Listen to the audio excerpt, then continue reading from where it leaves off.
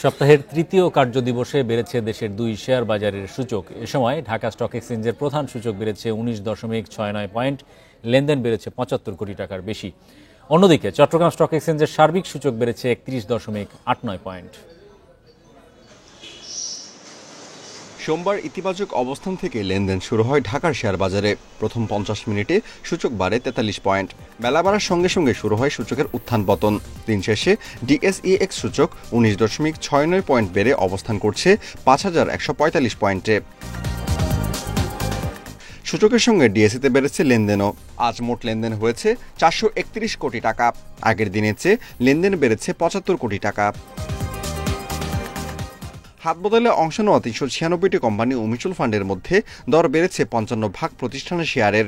এর মধ্যে দর বেড়েছে 219টি প্রতিষ্ঠানের, কমেছে 113টির এবং অপরিবর্তিত রয়েছে 700টির প্রতিষ্ঠানের শেয়ার দর। সবচেয়ে বেশি লেনদেন হওয়া প্রতিষ্ঠানের তালিকায় প্রথম অবস্থানে আছে গ্রামীণফোন, দ্বিতীয় সিটি ব্যাংক এবং তৃতীয় অবস্থানে আছে রূপালী লাইফ ইন্স্যুরেন্স। শতাংশের দিক থেকে দর বৃদ্ধির তালিকায় প্রথম অবস্থানে আছে প্রাইম ফাইন্যান্স, দ্বিতীয় এনার্জি প্যাক পাওয়ার এবং তৃতীয় অবস্থানে আছে ইফাত অটোস।